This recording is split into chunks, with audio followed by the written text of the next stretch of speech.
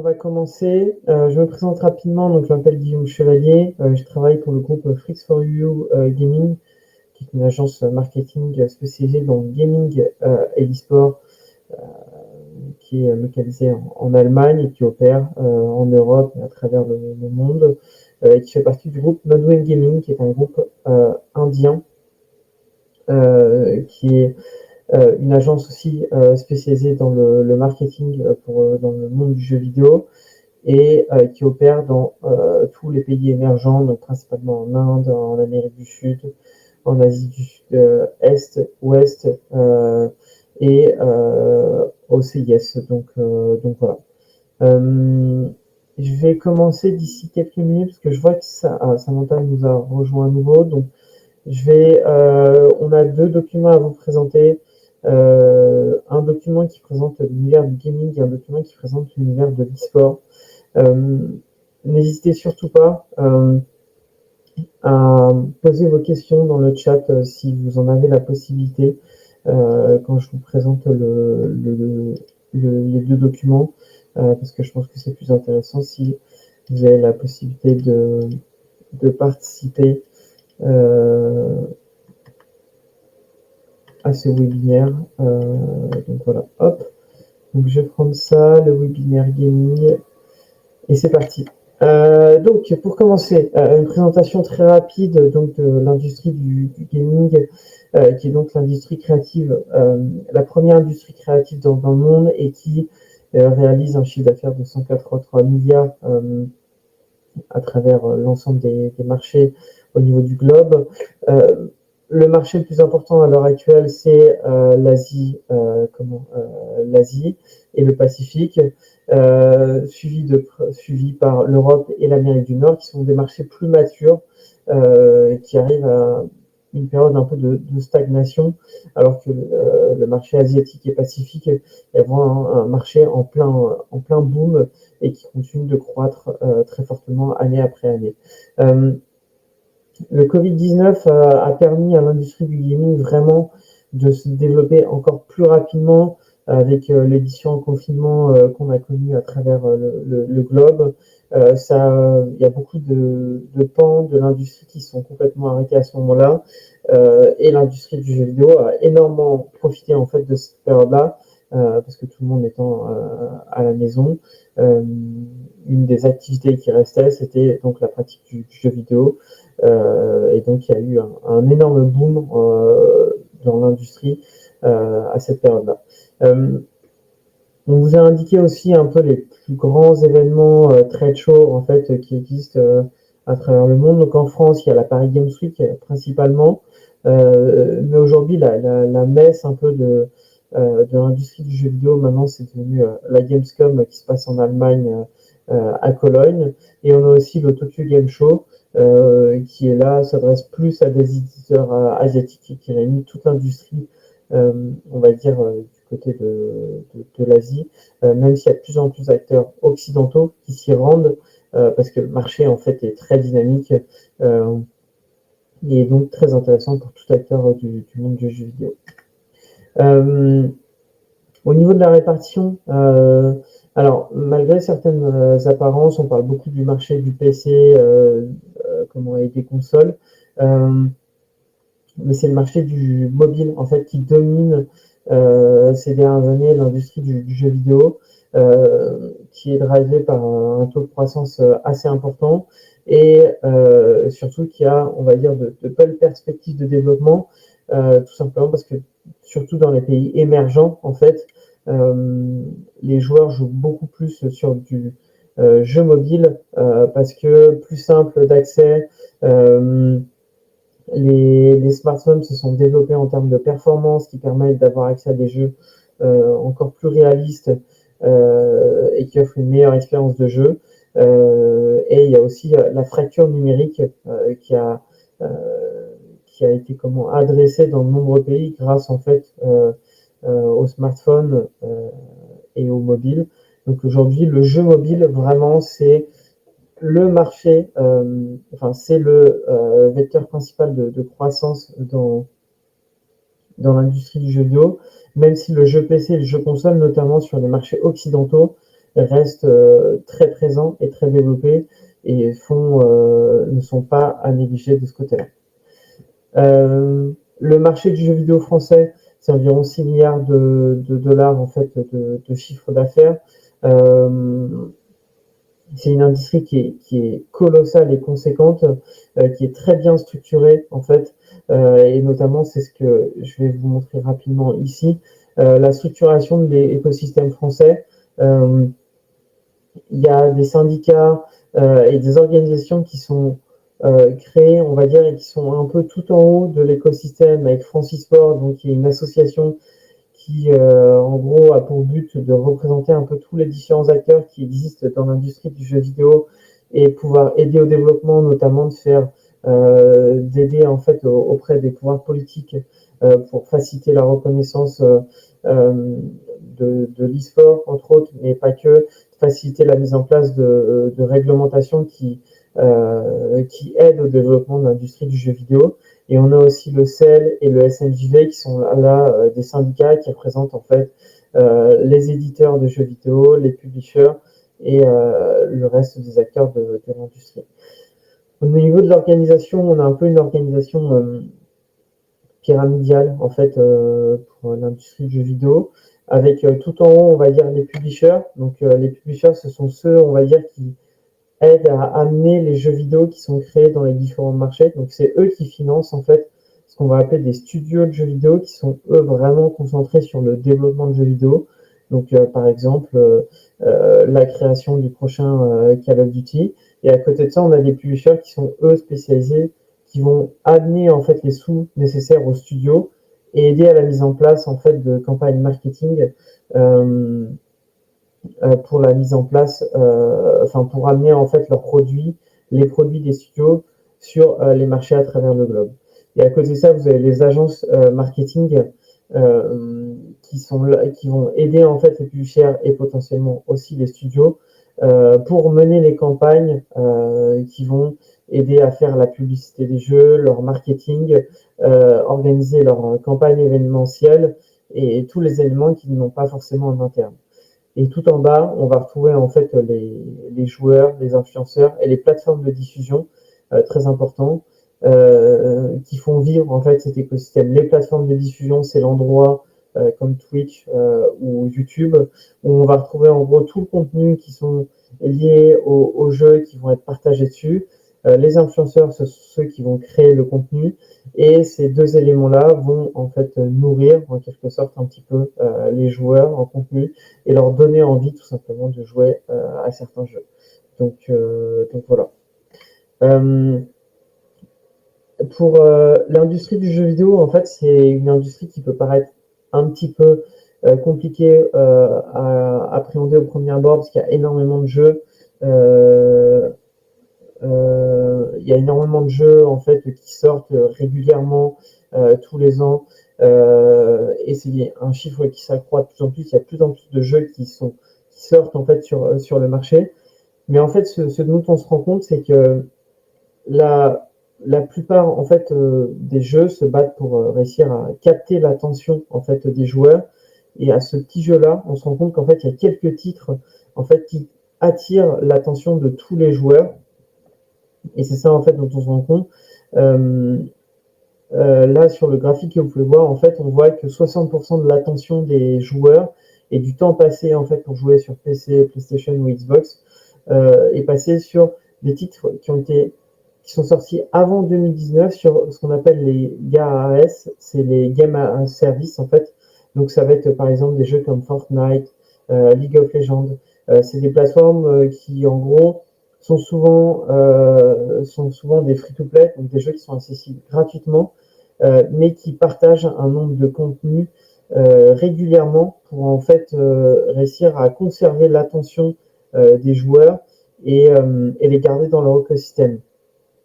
Et tous ces éléments-là, en fait, ça va créer ce qu'on appelle des black holes, en fait, des trous noirs, en fait, parce que en fait, ça devient presque impossible pour des joueurs de se mettre à des nouveaux jeux ou changer de jeu à cause du temps qu'ils ont passé sur les jeux en question, à cause de l'investissement financier, c'est-à-dire que souvent dans ces jeux services, comme j'ai dit, ils sont gratuits, mais on peut acheter, on va dire, ce qu'on appelle des, comment, euh, des skins, donc des choses qui vont venir habiller un petit peu les joueurs, qui vont permettre de différencier un joueur d'un autre.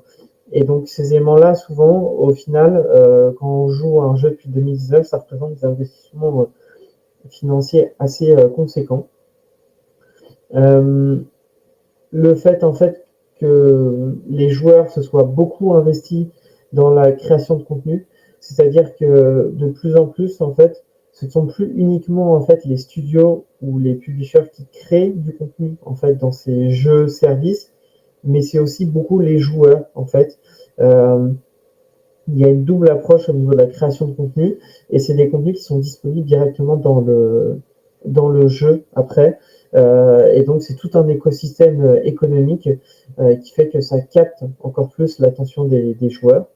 Euh, les joueurs ont aussi développé en gros un réseau à l'intérieur du jeu avec leurs amis avec qui ils jouent, qui aussi intervient comme frein pour les pousser en fait à jouer à d'autres jeux, parce que potentiellement tous ces amis qui sont créés dans ces écosystèmes, ils ne vont pas les retrouver ailleurs. Et ensuite, il y a aussi une sorte de confiance qui est établie, une relation qui se crée en fait entre le joueur et les studios de jeux vidéo, qui souvent intervient sous la forme de récompenses. Les joueurs, plus ils passent de temps, plus ils jouent en fait à un certain jeu, plus ils reçoivent des récompenses.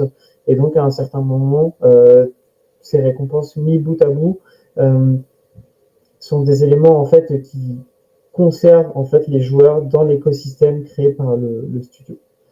Donc, euh, donc voilà. Euh, la question pourquoi investir dans le gaming, contrairement à ce qu'on peut penser, en fait, il y a une répartition assez égale entre les hommes et les femmes dans l'écosystème du jeu vidéo. La moyenne d'âge est assez élevée. C'est principalement lié à la pratique en fait du jeu mobile, parce que là-dedans on prend en compte en fait tout type de joueurs, même les joueurs casual qui peuvent jouer à Candy Crush en fait le matin quand ils prennent le métro ou le RER. Donc c'est une des raisons, c'est que c'est intéressant parce que ça permet de toucher en fait à la fois les hommes, les femmes, et on est sur une audience qui reste quand même assez âgée. Et avec le vieillissement de la population, ça va continuer. Et qui dit en fait une population assez âgée dit aussi pouvoir d'achat généralement plus élevé que si on touche uniquement des très très jeunes. Si on regarde l'engagement en fait au sein de la population française, 95% des enfants sont engagés avec du contenu jeu vidéo d'une façon ou d'une autre. Donc c'est-à-dire que soit ils jouent, soit ils regardent du contenu jeu vidéo, soit ils suivent des influenceurs gaming. Et on voit aussi que au niveau des adultes et des seniors, on a des pourcentages qui sont qui restent tout à fait convenables et assez élevés. Et chez les seniors et chez les adultes, c'est un chiffre qui va continuer d'augmenter avec, comme j'ai dit, le vieillissement de la population. Et de plus en plus, on a un phénomène aussi chez les seniors qui jouent en fait aux jeux vidéo pour l'aspect ludique, mais aussi parce qu'on se rend compte que ça a certaines vertus en fait du point de vue de la santé, parce que ça permet en fait de garder des capacités cognitives intactes, ça permet de garder du lien social. Et on a des événements, notamment en France, qui organisent des tournois de jeux vidéo avec chez les seniors, en maison de retraite. Et ça, c'est quelque chose qui fonctionne très très bien parce que c'est un peu un phénomène nouveau en fait dans la société actuelle. Euh, Pourquoi investir dans le jeu vidéo? Tout simplement parce qu'en fait, on se rend compte de plus en plus que le jeu en tant que tel euh, se dépasse en fait, le jeu vidéo dépasse en fait l'aspect purement gaming. En fait, on se rend compte que ça devient des plateformes sociales. Sur Fortnite, maintenant, il y a des concerts qui sont organisés, il y a des événements qui sont organisés régulièrement sur le jeu. Euh, il y a même eu, il y a même la diffusion de certains trailers. Par exemple, Disney a investi plus 1 milliard de dollars sur Fortnite pour justement pouvoir l'utiliser en tant que plateforme pour diffuser du contenu et bénéficier en fait de ces plateformes sociales. C'est l'équivalent d'une sorte de réseau social. À côté de ça, il y a aussi le développement d'IP iconiques. League of Legends, qui est un des jeux les plus joués dans le monde à l'heure actuelle. Je sais pas, vous en avez peut-être entendu parler, mais il y a eu la série Arcane sur Netflix, qui a attiré en fait, qui a fait un carton sur 2 saisons, et on voit qu'en fait c'est devenu des phénomènes de la pop culture qui dépassent en fait juste l'industrie du jeu vidéo. Et pour rebondir là-dessus, de plus en plus on a des crossovers parce que les autres pans de l'industrie du divertissement se rendent compte qu'en fait le gaming en fait offre des possibilités assez incroyables de diversification en fait des IP. On a par exemple la série Last of Us, qui est un jeu vidéo très connu, qui est sorti sur HBO. Et enfin, un autre élément qui fait partie de l'ADN du monde du jeu vidéo, c'est la partie création de contenu, dans le sens où, comme je l'ai dit un peu plus tôt, de plus en plus, ce sont des acteurs de la communauté qui créent eux-mêmes du contenu. Et chose assez unique qu'on voit de plus en plus, il y a une économie en fait parallèle qui est mise en place par certains studios et publishers qui vise en fait à récompenser en fait les créateurs de contenu dans leur jeu parce qu'ils participent en fait au rayonnement de leur jeu et à captiver l'attention des joueurs. Et on a vu il n'y a pas très longtemps un studio de jeux vidéo spécialisé sur la création de jeux dans Fortnite se fait racheter plusieurs millions de dollars en fait par des acteurs économiques. Donc on a des éditeurs de jeux à l'intérieur d'autres jeux produits par des studios ou des publishers. Donc ça c'est vraiment un élément qui est assez propre à l'univers du jeu vidéo et qui explique aussi à la fois sa complexité mais aussi son dynamisme en fait. Autre élément important, l'intérêt d'investir dans le jeu vidéo, c'est que les marchés émergents en fait ont des taux de croissance qui sont très importants. La partie Middle East Africa, il y a un taux de croissance d'environ 11,3% et en Amérique latine de 6%. Donc ça va être des pools d'audience en fait pour le marché du jeu vidéo assez incroyable en fait dans les prochaines années. Il y a encore quelques défis structurels et technologiques sur ces marchés-là. Mais une fois qu'ils auront pu être adressés, notamment à travers le jeu mobile, c'est des marchés qui seraient très intéressants en fait à considérer. Et autre point, en fait, on a une génération en fait 10-18 ans qui est une vidéo game native avec plus de 80% des 18 ans qui vont s'identifier en tant que gamers et en tant que joueurs de jeux vidéo. Et donc en fait, comme j'ai dit, dans ces marchés-là et chez des audiences aussi très jeunes, un potentiel de croissance assez important.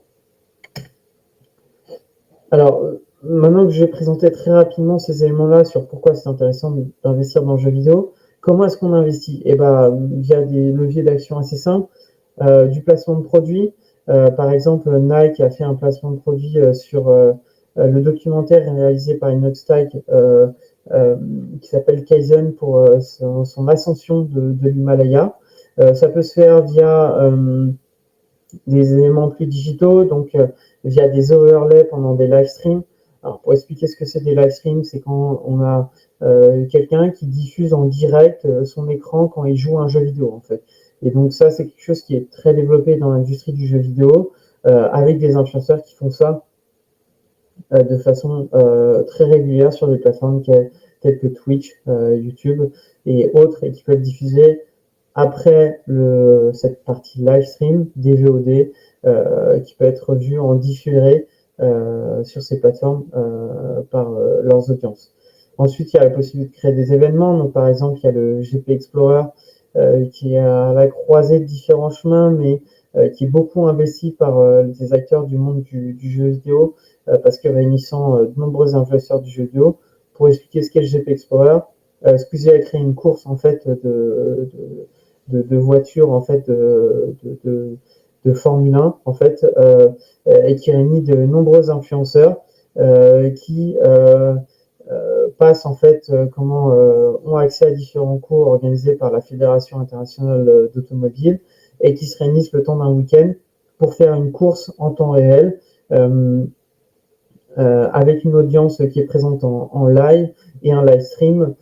Et ça, c'est un événement qui cartonne parce qu'il réunit les plus grands influenceurs de l'écosystème jeux vidéo français.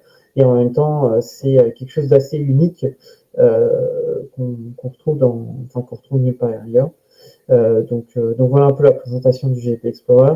Et à côté de ça, vous avez aussi des éléments un peu plus simples qu'on appelle des call to action, où par exemple, pendant un contenu, l'influenceur va par exemple dire voilà, il y a le Marvel Spider-Man 2 qui va sortir prochainement.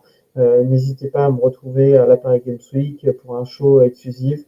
Les prix pour le lien pour acheter vos billets pour la Paris Games Week sont présents dans le lien disponible dans le chat du live stream ou dans le commentaire épinglé de cette vidéo, ce genre de choses. Donc ça, c'est ce qu'on appelle des live call to action. Donc ça, c'est un peu différents leviers pour investir dans le jeu vidéo. Il y a d'autres façons d'investir dans le jeu vidéo, mais ce qu'il faut garder en tête, c'est que la création de contenu, c'est clé, en fait. Par exemple, Air Jordan avait créé, en fait, une chaussure qui était disponible dans le jeu Fortnite et que les joueurs pouvaient acheter pour l'équiper, en fait, sur leur joueur et qu'ils pouvaient utiliser en pleine partie. Donc ça, par exemple, ça permet de toucher tous les joueurs de Fortnite et ça permet d'avoir un reach assez exceptionnel et de travailler sur l'awareness et la transformation d'une marque de façon assez conséquente. Il y a la possibilité aussi de créer du contenu média. Alors par exemple, c'est ce que Arte fait beaucoup.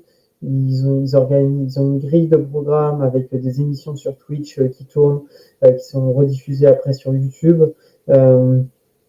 qui sont en lien avec l'industrie du jeu vidéo sur différentes thématiques, qui invitent des influenceurs, différents acteurs du monde du jeu vidéo. Et eux, leur approche est vraiment plus sur l'aspect content de création, où ils créent du contenu média, et c'est ce qui permet en fait de toucher une nouvelle audience en fait pour Arte. Il y a la possibilité aussi de créer des partenariats un peu plus stratégiques. Donc, par exemple, la marque Kappa qui achète les droits de licence du jeu Rainbow Six Siege et qui va lancer en fait une capsule de vêtements disponible à la vente pour toucher une audience gaming et surtout générer du chiffre d'affaires. Donc là, on est vraiment directement sur de la conversion. Il y a la possibilité aussi de créer des opérations un peu plus white label, par exemple pour Red Bull, qui organise un événement qui leur est vraiment propre, mais autour d'influenceurs gaming et de thématiques un peu gaming, et qui vont tout simplement travailler leur audience un peu gaming de cette façon-là en créant des événements qui leur sont propres et en white label. Donc voilà. Il y avait un autre exemple aussi qui était assez intéressant. Par exemple, dans le jeu FIFA 18, il y avait une pub qui était directement diffusée. En fait, le personnage principal de FIFA 18 que l'on jouait dans le mode carrière, à un moment donné, tournait une pub en fait pour Coca-Cola dans le cadre de l'évolution de sa carrière. Et donc après, la pub était diffusée dans le jeu, dans le mode carrière, mais c'est une façon très intelligente et assez travaillée pour Coca-Cola de tout simplement s'offrir une publicité non négligeable auprès de tous les joueurs de FIFA qui jouent au mode carrière en intégrant leur publicité de façon très très fluide dans le jeu directement. Je vais présenter quelques best cases en fait sur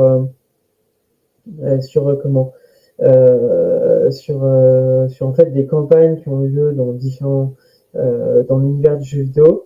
Alors le tout premier exemple, c'est vous en avez peut-être entendu parler, mais Fortnite. Dans Fortnite, il y avait un concert de Travis Scott en fait qui était organisé directement dans le jeu et donc sur un créneau donné, les joueurs pouvaient se connecter et assister en fait à un concert de Travis Scott qui bien sûr était gamifié. Comme vous pouvez le voir sur la photo, il y avait une mise en scène, une chorégraphie qui était assez travaillé. Et ce qui est intéressant, c'est que en termes de retombées, pas que médiatiques, mais en termes de retombées business, les retombées étaient incroyables sur Spotify. Travis Scott a gagné 300 000 followers sur Spotify, une augmentation des streams de ses musiques de 25%, une estimation du revenu des streams de ses musiques de 365 000 dollars. Et ça a été le plus gros début, en fait. Ça a marqué l'artiste qui a été le plus streamé sur le début de l'année 2020, sachant que ça a touché environ 12 millions de joueurs. Donc là, en termes de retombées médiatiques, c'est assez incroyable de pouvoir mesurer à quel point le monde du gaming peut avoir un tel impact. Il y a aussi, par exemple, l'exemple avec Super Mario, qui à l'occasion en fait de la sortie d'un jeu a fait un partenariat avec Oreo, et ça a permis à la marque Oreo en fait tout simplement d'avoir des gains en fait en termes de considération auprès des consommateurs, des gains assez importants. Et tout simplement de générer en fait du chiffre d'affaires grâce à cette collection un peu exclusive qui était Oreo Super Mario. Et il y avait même en fait les Oreo avaient même été customisés au dos en fait des biscuits. Donc c'est une collaboration qui était quand même allée assez loin de ce côté-là, qui avait très bien marché. C'est un exemple de licensing en fait autour du monde du jeu vidéo qui fonctionne assez bien. Ça, c'est un exemple qui est plus lié au monde de l'e-sport, mais c'est plutôt bien parce que ça va me permettre d'ouvrir en fait la parenthèse e-sport par la suite. Mais en gros, Carmine Corp, qui est donc un club e-sport, a fait des partenariats avec Celio et Orange. Sur Celio, ils ont fait une collection capsule, 23 000 produits vendus. Et pour Orange, ils ont fait une offre spéciale en fait auprès des plus jeunes, des 18-26 ans, 1000 offres vendues en 3 jours. Et donc ça, c'est des choses où on voit que le monde du jeu vidéo, même si en fait ça peut générer de très gros chiffres en termes d'awareness et d'impression, ça se transforme aussi en termes de business avec de la conversion. Donc voilà. Et je vais terminer rapidement là-dessus avant de passer sur la partie e-sport. En gros, les choses qu'il faut essayer vraiment d'éviter si on veut se lancer dans le monde du jeu vidéo, c'est il faut comprendre en fait la culture de jeu vidéo, comprendre qu'en fait le gaming c'est pas qu'en fait une tendance et que ça nécessite en fait un investissement sur le long terme et pas des opérations one shot parce que ça ne permet la plupart du temps pas de générer en fait de retour sur investissement. Il faut essayer de comprendre la culture de cet écosystème pour avoir des intégrations qui sont subtiles, qui s'intègrent parfaitement dans l'écosystème pour éviter tout simplement une réaction négative de la communauté. Comprendre en fait que le gaming c'est un média comme un autre, c'est-à-dire comme par exemple quand on va afficher comme quand on va pouvoir afficher une publicité pendant la finale de la Coupe du Monde, une publicité, je sais pas, pour une agence immobilière, et ben le gaming, c'est pareil, ça permet en fait de toucher une audience qui est engagée. Alors bien sûr, il faut essayer de se rapprocher des thématiques qui parlent en fait à des audiences qui sont jeunes et digital natives, mais il faut voir ça comme un médium, un média comme un autre. Sur les autres points, très important, essayez au maximum de travailler en fait avec les publishers et les studios parce que ils vous donnent accès en fait à des audiences qui sont conséquentes. On parle beaucoup d'influence, de paid media, social media, ce genre de choses. Mais en fait, tous ces éléments-là, en comparaison avec ce qu'un publisher et un studio peuvent vous mettre à disposition comme audience, c'est pas comparable. Donc il faut toujours essayer de travailler au maximum avec les studios et les publishers. Donc voilà. Comme ce que je viens de dire, pas vouloir trop surinvestir en fait dans l'influence. il faut avoir des stratégies qui soient un peu 360 pour pas juste mettre de l'argent sur des influenceurs pour avoir des beaux KPIs. Parce que vous gardez en tête quelque chose, c'est comme dans tous les autres secteurs, les influenceurs dans le monde du jeu vidéo sont très sollicités. Donc il faut garder en tête qu'il faut avoir des stratégies qui permettent d'avoir une forme, donner un aspect un peu unique à vos campagnes. Et c'est pour ça qu'en gros, il faut adapter un peu à chaque région, chaque plateforme, en fait, les campagnes. Une campagne type sur du gaming et qui s'adapte un petit peu à tous les marchés et tous les acteurs, ça ne peut pas fonctionner. Et les derniers éléments un petit peu importants, c'est que c'est bien de travailler en fait des acteurs de l'industrie pour donner en fait un cadre à votre campagne. C'est-à-dire que venir en fait avec un brief déjà établi, qu'on n'est pas familier avec l'industrie du jeu vidéo, potentiellement ça peut en fait dès le début fausser un petit peu la campagne et vous empêcher d'atteindre de vos objectifs. Parce que vous n'aurez peut-être pas forcément la compréhension pour comprendre sur quel levier jouer dans l'industrie du jeu vidéo pour atteindre vos objectifs. Donc voilà. Et après, pour terminer rapidement, être sûr que vos investissements sont alignés avec votre marque, vos produits et vos images de marque et services. Si vous avez des éléments qui s'adressent plus à une audience un petit peu, on va dire, 13-17 ans, vous n'allez peut-être pas forcément vous positionner sur des jeux qui sont violents, plus de 18 ans, et avec des influenceurs qui ont des audiences assez matures. Et c'est aussi important pour vous, à la fin, d'être en capacité de comprendre et d'analyser en fait les reportings de campagne qu'on vous adresse pour pouvoir en analyser en fait tout simplement les retombées et bien être en capacité d'analyser si vous avez atteint vos objectifs ou pas. Donc là, j'ai terminé avec la partie gaming. Et j'entends des petits bruits depuis tout à l'heure. Je vais juste aller vérifier s'il y a des questions qu'il y a eu dans le chat qui ont été adressées ou pas. Non, d'accord. Si ça vous convient, je vais enchaîner avec la partie e-sport. Est-ce que vous avez des questions avant que j'enchaîne sur la partie e-sport?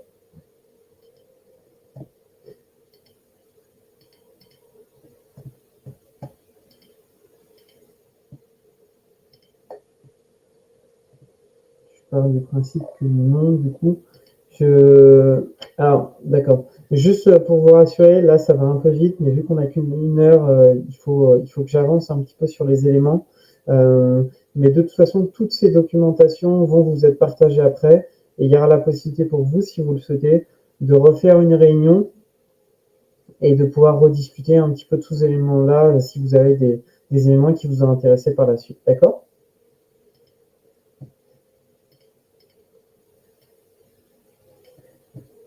Hop, on part sur la partie e-sport. L'e-sport, qu'est-ce que l'e-sport? Alors, l'e-sport, c'est la pratique compétitive du jeu vidéo. Contrairement à certains a priori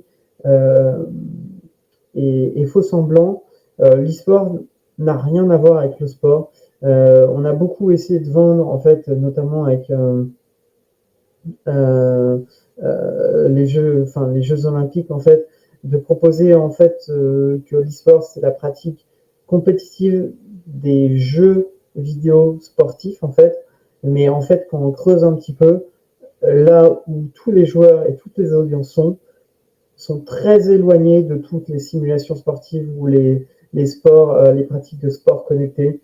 On est vraiment sur des jeux à part entière.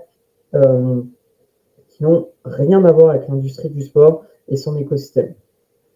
Donc, comment est-ce que l'industrie de l'e-sport s'est créée? Alors, on est parti en fait dans les années 90 avec des joueurs qui organisaient des tournois dans des hangars, dans des garages ou ce genre de choses. Donc, quelque chose de vraiment très très niche en fait, à une évolution dans les années 2010 où on a commencé à organiser des événements un peu plus importants à l'équivalent équivalent à ce qu'on peut voir de certains festivals, euh, euh, festivals ou autres en fait événements liés à l'univers du cinéma, de la musique ou autre.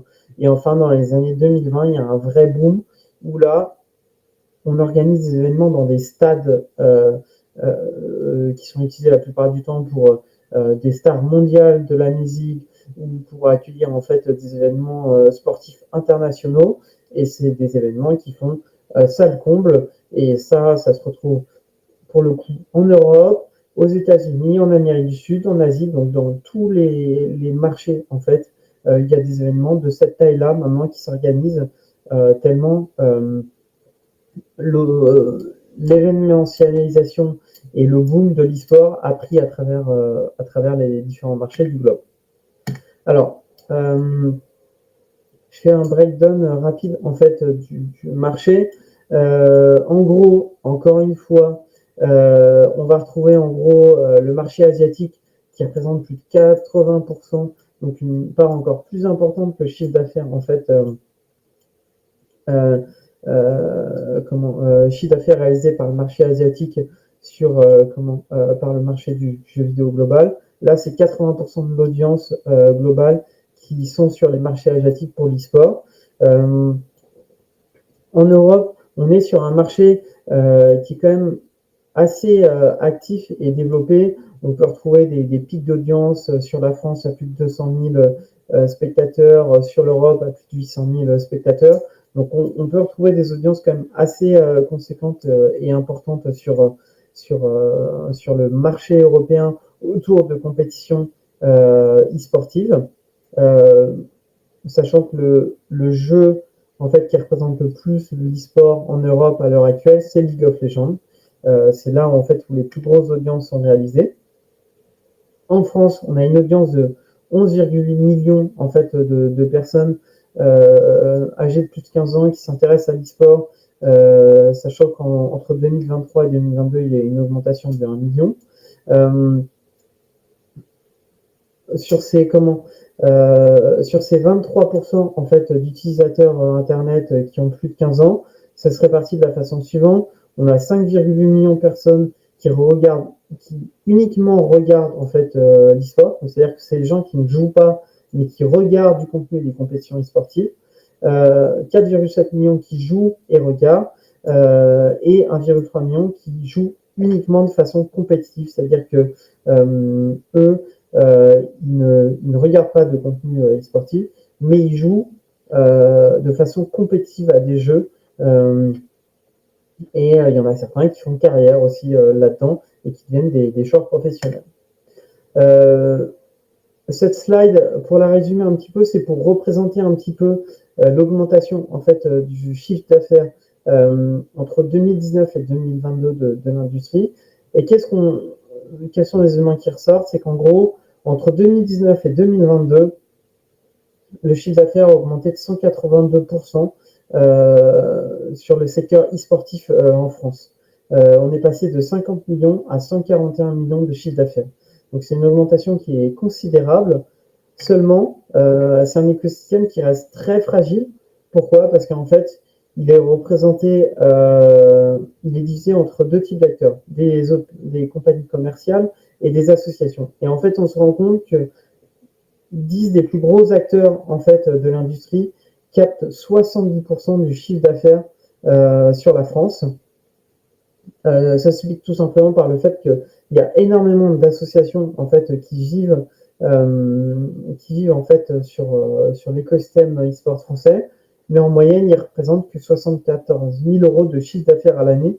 Donc on est vraiment sur des chiffres qui sont très très faibles de ce côté-là, et il y a très peu de sociétés en fait qui en vivent convenablement en fait, et on a affaire à en fait à ce qu'on retrouve dans beaucoup de secteurs aujourd'hui, c'est une consolidation du marché. Euh, donc, il y a très peu d'acteurs en fait qui génèrent beaucoup de chiffre d'affaires, et pour les autres acteurs, en fait, c'est assez compliqué de pouvoir en vivre. Et une autre des spécificités en fait de ce secteur-là, c'est que 56% des acteurs économiques de ce secteur-là sont dans la région parisienne.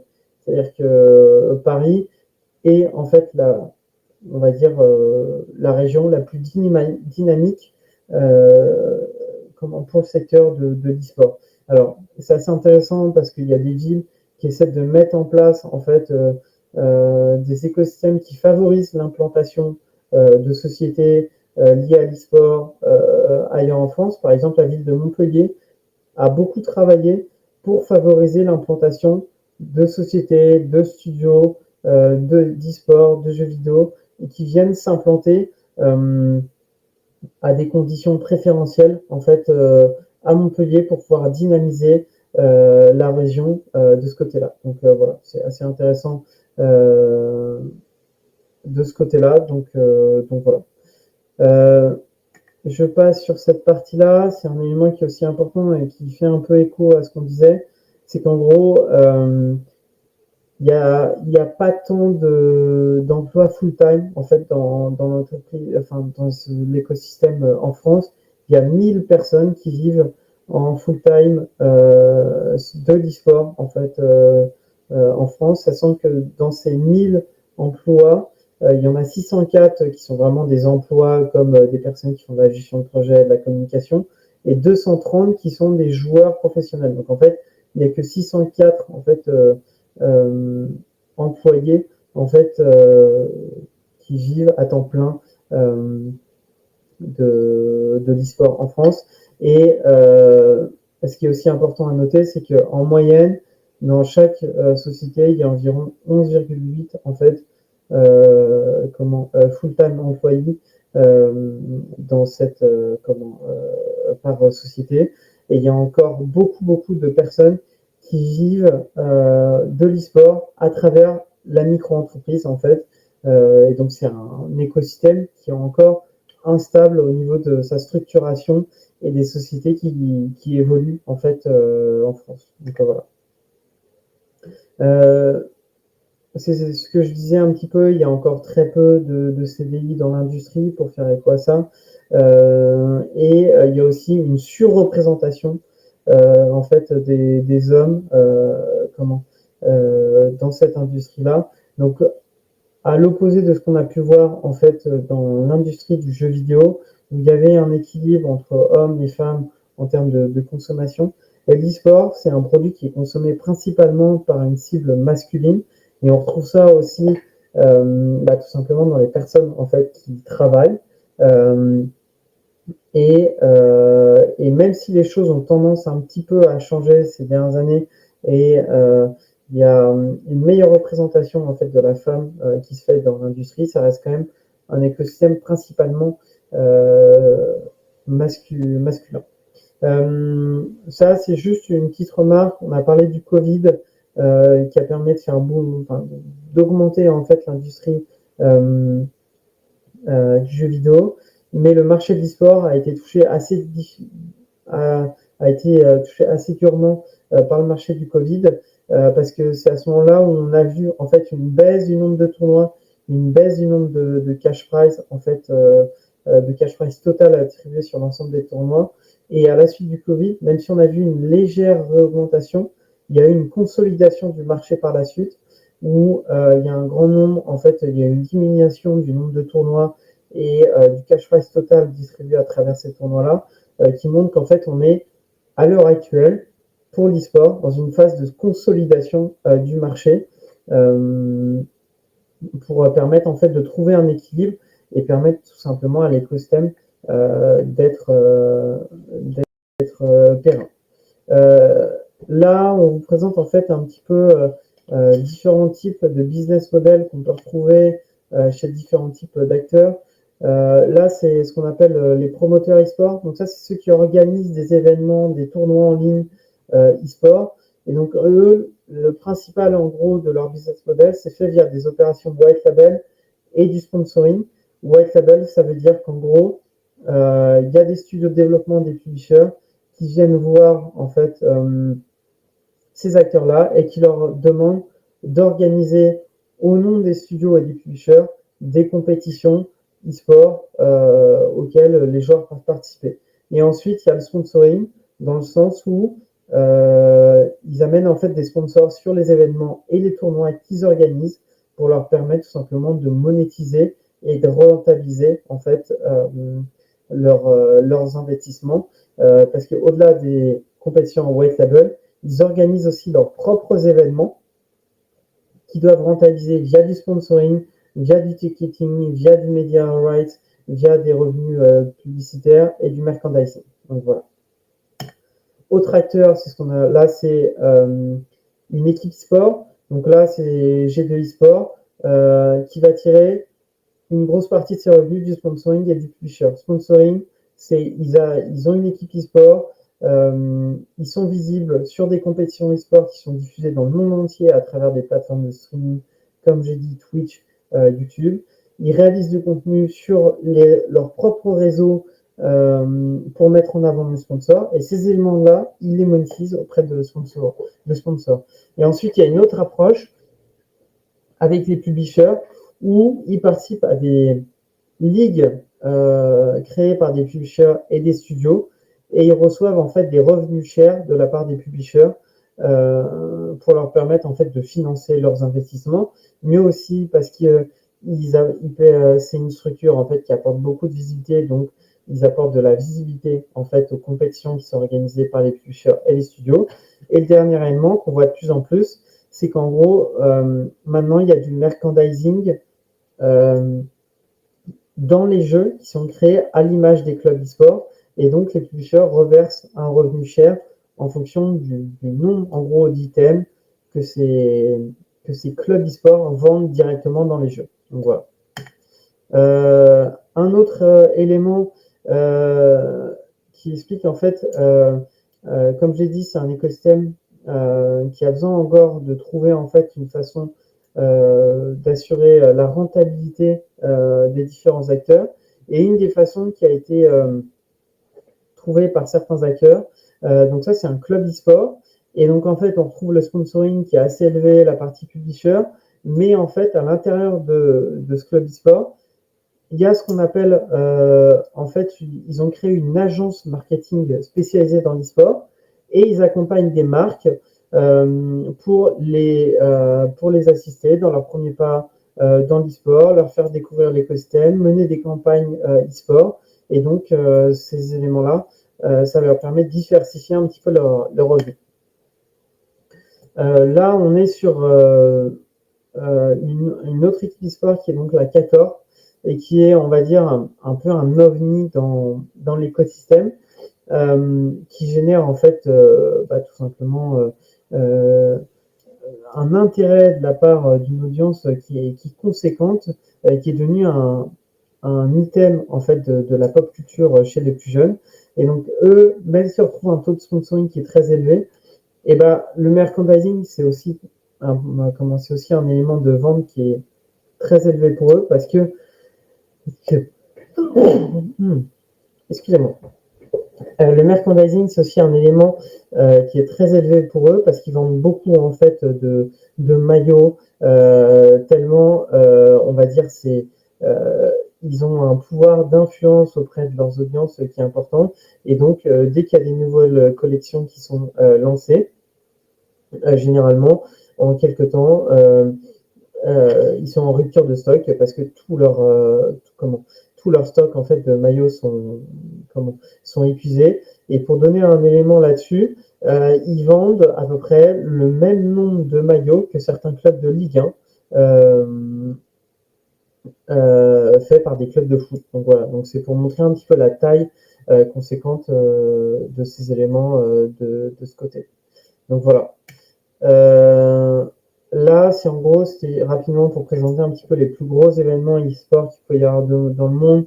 Donc, il y a les championnats du monde de League of Legends, il y a les majeurs Counter-Strike, il y a l'Evo qui s'adresse plus là à des jeux de versus fighting.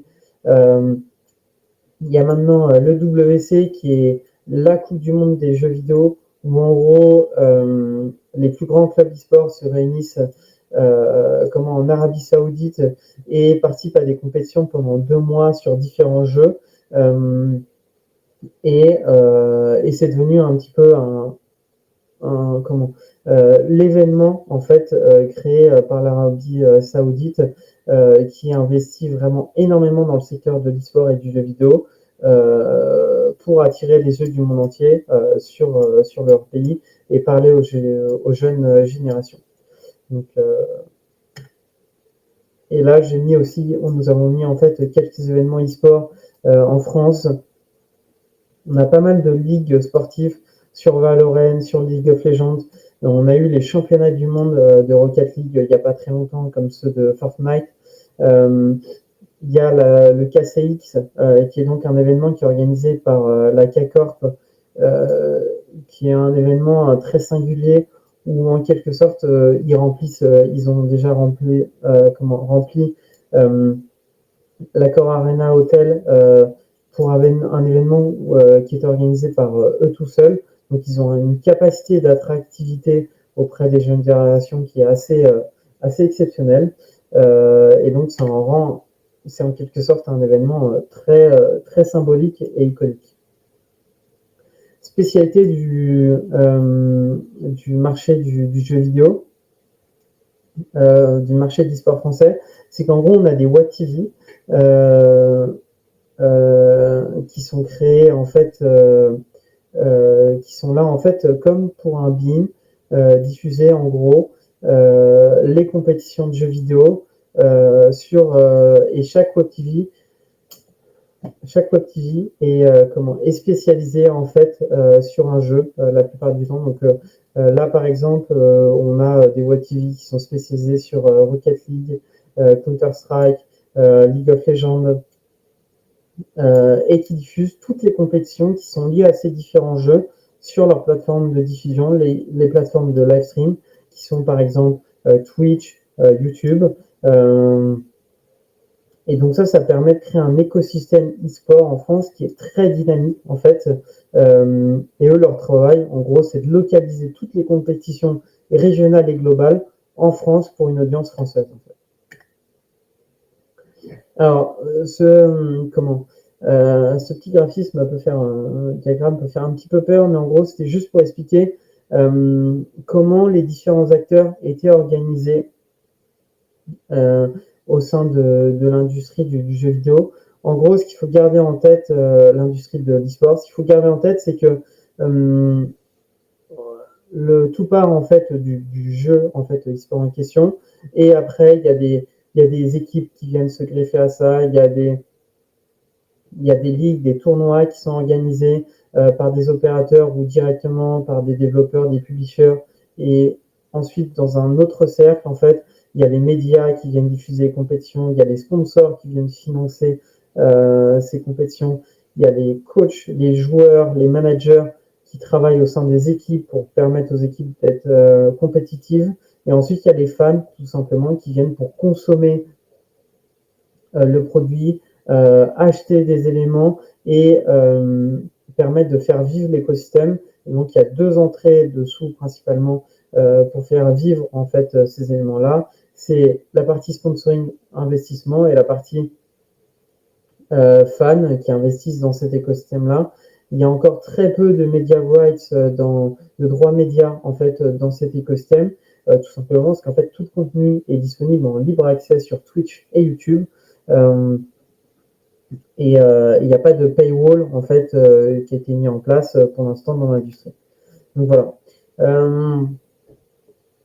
Je vais essayer d'aller vite sur les dernières slides, mais en gros, là on présente un petit peu la France qui est un marché qui est très centré sur PC, console. Donc là, on vous a mis un petit peu les jeux les plus iconiques sur les différents genres en fait qui peuvent exister. Là, je vais finir. Il me reste, en gros, on a dépassé un peu le temps, mais je vais passer rapidement. En gros, pourquoi investir dans l'e-sport? C'est une audience qui est assez jeune, avec un pouvoir d'achat assez important. Comme j'en ai parlé avec la Carmine Corp, ils ont réuni par exemple 30 000 fans à la Défense Arena sur un événement qu'ils ont organisé au Maine. Donc c'est une audience qui est passionnée et qui est prête à s'investir tant au niveau du temps que économiquement. comment est-ce qu'on peut investir en tant que marque? Et pourquoi investir? Et bah, tout simplement parce que ça permet de s'ouvrir à nouveaux horizons et nouveaux paradigmes. Euh, Louis Vuitton, par exemple, avait réalisé en fait la case, donc c'était la mallette en fait pour le trophée des championnats du monde en fait de League of Legends. Et ils ont réussi, même en étant une marque qui à premier abord n'a pas vraiment de lien avec l'industrie de l'e-sport, ils ont réussi à s'intégrer dans l'écosystème. Et ça, c'est un élément qui a fait un carton en termes médiatiques, parce que ça a beaucoup marqué l'industrie et c'est vu comme un peu un best case dans le milieu. Euh, et ensuite, parce que ça permet de facilement, en fait, avoir de la visibilité au niveau régional ou global. Les compétitions, en fait, il y a des compétitions qui sont organisées au niveau national, mais très rapidement, vu que c'est un milieu qui est digital et très axé sur le format consommation en ligne, on peut avoir de la visibilité au niveau régional et global très rapidement, et c'est très intéressant pour des marques qui veulent développer leur image de marque en France, mais pas uniquement. Alors, comment est-ce qu'on peut trouver des façons de sponsoriser, d'investir en fait dans l'e-sport? Eh ben, il y a des façons assez classiques. Comme dans le sport, on investit dans des équipes e-sport, dans des événements ou sur des broadcasts, ou alors de façon un peu moins traditionnelle. Il y a de plus en plus d'investisseurs qui créent leur propre équipe e-sport, surtout en France, et donc il y a la possibilité d'investir via eux pour toucher une audience e-sportive. Il y a des clubs de supporters qui se créent aussi, un peu comme des clubs du train, on peut retrouver dans le monde du foot. Et il y a la possibilité de mettre en place des systèmes où on soutient leurs actions pour avoir en fait tout simplement une action un peu unique et qui est encore très très peu faite dans le milieu, mais utiliser en fait ces réseaux-là pour toucher une audience assez importante. Ou alors, on peut avoir comme sur le gaming, en fait, de la publicité in-game. Par exemple, sur une compétition sur Dota 2, DHL avait remplacé un, comment, un personnage dans le jeu qui apportait des items en fait aux héros et ils l'ont remplacé par un petit véhicule DHL pour faire un clin d'œil en fait à leur business sur la livraison, transport et logistique. Et ça, c'est une des campagnes qui avait fait un carton à l'époque, parce que très importante. Des exemples de campagnes qui ont fonctionné dans le milieu de l'e-sport. Par exemple, le Crédit Agricole, Vitality avait eu en fait ce qu'on appelle un habillage dans le jeu que les joueurs pouvaient acheter, qui faisait écho à la marque et pouvoir habiller leur voiture sur le jeu Rocket League aux couleurs de Vitality. Et la marque Crédit Agricole avait été intégrée sur cet habillage qui avait offert en fait en termes de visibilité des KPIs assez impressionnants. On peut aussi faire les live call to action, comme je l'ai évoqué rapidement sur la partie gaming. La partie technique, il y a la possibilité de venir en tant que sponsor technique. Par exemple, Amazon, avec leur solution de cloud service, était partenaire technique des championnats du monde de League of Legends en 2023. Et ça permet de faire état, tout simplement, de leur capacité technique à accompagner des événements de cette envergure-là, et là, de se positionner sur une verticale un peu plus B2B plutôt que B2C. Autre élément, la partie sponsoring digital. Mastercard a été sponsor des championnats du monde de League of Legends et il y avait la possibilité d'afficher en fait sur les bannières qui étaient présentes dans le jeu les couleurs de Mastercard au début de la partie sur le jeu League of Legends. Donc ça, c'était très intéressant parce que ça offrait une visibilité très importante et très intuitive pour les joueurs. Dernière possibilité, le placement de produits. BMW était partenaire d'une compétition sur Dota 2 et The International et ils ont créé en fait un clip publicitaire et un documentaire qui retrace en fait le storytelling d'un joueur. Et donc ça, c'est un contenu en fait qui a permis à la marque de gagner beaucoup de visibilité parce que consommé par tous les fans de Dota 2 et en plus intégrant parfaitement les codes du jeu. Donc ça, c'était une pub, en fait. Je vous laisserai la regarder par la suite, mais c'était une des pubs qui avait été faite aussi par Mercedes dans l'univers de Total. Ces exemples-là, je vous les ai présentés pour ce duo. Ceux du dessous, en fait, c'est pour vous présenter un petit peu en termes de KPIs ce qui peut être produit en fait par un Carmine Corp sur certains événements. Ils ont aussi fait dans le cadre en fait de leur partenariat sur League of Legends, ils ont vendu 37 000 skins, donc habillage à leur couleur directement dans leur jeu. C'est pour montrer un petit peu la transformation qu'on peut avoir sur ce genre de choses. Ça, je vais passer rapidement parce que de toute façon, je vous ai présenté un peu, c'est les Web TV, mais là, c'est pour montrer un petit peu les KPIs qui peuvent être réalisés en fait par des Web TV français spécialisés dans le contenu e-sport. Et je vais terminer rapidement sur les erreurs à ne pas faire. Pour terminer rapidement. Ce qui est important globalement à comprendre de ce côté-là, c'est que il faut toujours trouver des moyens pour faire de la transformation, de la conversion, travailler juste sur des éléments qui vous permettent de gagner de la visibilité. Au final, c'est pas très intéressant. Donc, afficher un logo sur une équipe e-sport, ça a peu d'intérêt pour une marque dans le fond. Il faut trouver des moyens qui vont favoriser la transformation et la conversion des utilisateurs en tant que clients potentiels de vos produits-services. Seulement, ça ne peut pas se faire sur le court terme. Il faut trouver un moyen d'investir sur le moyen ou le long terme, un peu comme dans l'industrie du jeu vidéo. Ensuite, élément que j'ai cité au début, mais très important, il faut surtout pas confondre le sport et l'e-sport. Ce sont deux écosystèmes bien différents les uns des autres.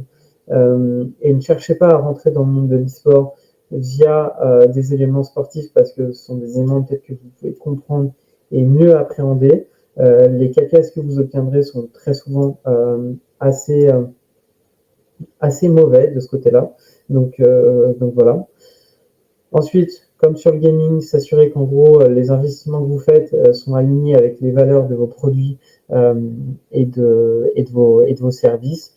Évitez de partir sur des éléments, comme je l'ai dit avant, qui ne sont pas adaptés à vos audiences. Autre élément, un peu comme sur la partie influenceur, mais là, en gros, évitez de surinvestir sur certains éléments, bien analyser les ROI que vous pouvez obtenir pour éviter de tout simplement de ne pas vous y retrouver dans les investissements qui sont faits. Et surtout, vous assurer qu'en fait, vous faites des investissements qui sont éthiques et authentiques vis-à-vis de la communauté e-sportive.